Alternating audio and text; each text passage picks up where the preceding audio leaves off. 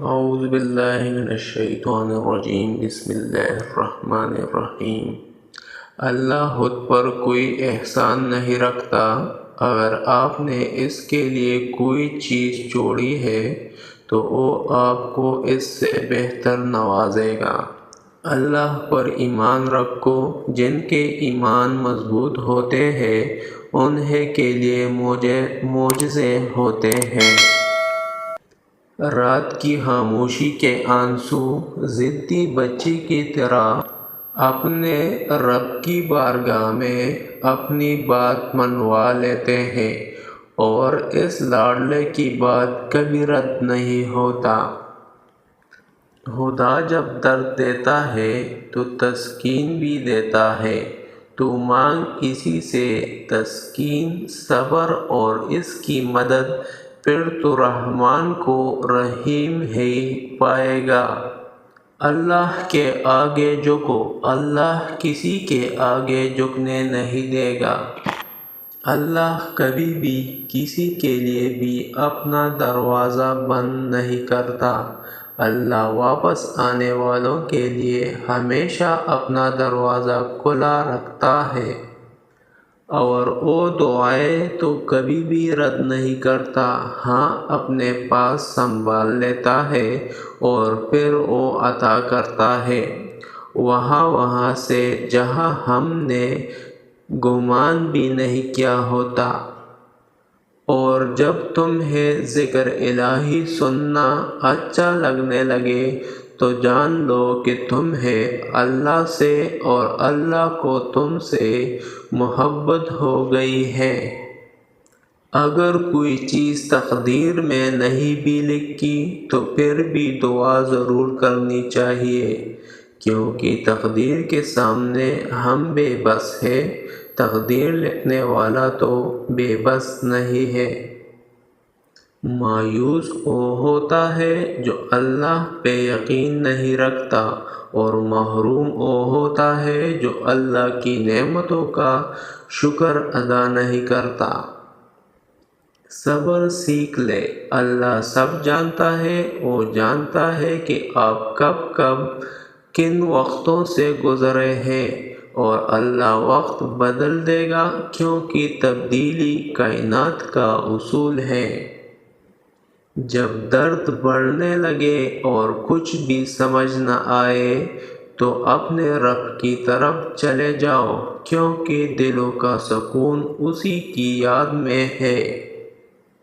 کائنات میں کوئی اتنی شدت سے کسی کا انتظار نہیں کرتا جتنا اللہ اپنے بندے کی توبہ کا کرتا ہے۔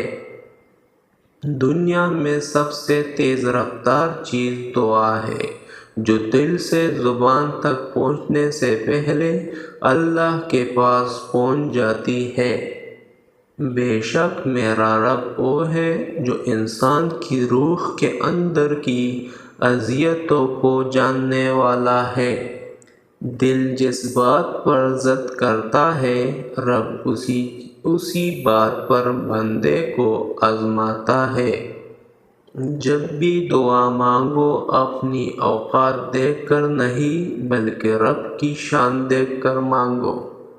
دنیا میں سب سے مطمئن وہ لوگ ہیں جنہیں اپنے معاملات اللہ تعالیٰ کے سپرد کرنے کی عادت ہے، اور ہمیں پتہ بھی نہیں ہوتا کہ ہمارا رب کس مقام پر ہمیں گرنے سے پہلے تام لیتا ہے۔ مقدر اتنی بار بدلتا ہے جتنی بار بندہ اللہ پاک سے رجوع کرتا ہے۔ مخلوق کی خوشی کے لیے اللہ کو ناراض نہ کرو۔ اگر اللہ سے تمہارا راستہ کٹ گیا تو پھر کوئی بھی تمہارے کام نہیں آ سکتا۔ جن گھروں میں اللہ کا ذکر ہوتا ہے وہاں سکون، محبت اور برکت نظر آتی ہے۔ دل چھوٹا مت کرو، وہ رب دیکھ رہا ہے اور رب سن رہا ہے۔ بس اس پہ یقین رکھو، وہ کچھ ایسا کرے گا جو تمہارے حق میں بہتر ہوگا۔ یوں تو او دلوں کے حال جانتا ہے، مگر او چاہتا ہے کہ اس سے مانگا جائے۔ یہ اس کی شان ہے کیونکہ او بادشاہ ہے۔ رب امتحان میں ڈالتا ہے کیونکہ ہمیں اٹھانا چاہتا ہے، اور انسان امتحان میں ڈالتا ہے کیونکہ وہ گرانا چاہتا ہے۔ اللہ سے ڈرتے رہو، جس کی صفت یہ ہے کہ اگر تم بات کرتے ہو تو وہ سنتا ہے، اور اگر دل میں رکھتے ہو تو وہ جانتا ہے۔ دوسروں کی خوشی میں خوش ہونا سیکھو، اللہ تمہیں دینے میں بھی دیر نہیں کرے گا۔ بے شک میرا رب وہ ہے جو مجھے آزماتا ہے، پھر سنبھالتا ہے، پھر آزماتا ہے اور پھر سنبھالتا ہے۔ اللہ جب کسی کو اپنی طرف لانا چاہتا ہے تو اسے کسی کے ہاتھوں ضرور توڑتا ہے، تاکہ احساس میں جائے کہ اللہ کی محبت کے سوا سب محبتیں فنا ہے۔ لوگوں سے ڈرنا چھوڑ دو، عزت اللہ دیتا ہے، لوگ نہیں۔ وقت اچھا ہو یا برا، میرا اللہ کبھی بھی ساتھ نہیں چھوڑتا۔ جب اللہ کسی کو پسند کرتا ہے تو اس کی پریشانی بڑھا دیتا ہے تاکہ اس کو اپنے قریب کر سکے۔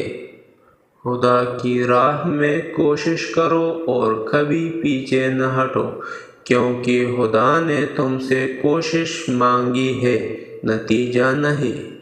سجدے کی توفیق ملنا بھی رب کی نعمتوں میں سے ایک نعمت ہے، جس سے یہ توفیق چھین جاتی ہے، پھر نہ وہ دنیا کے رہتے ہیں اور نہ دین کے۔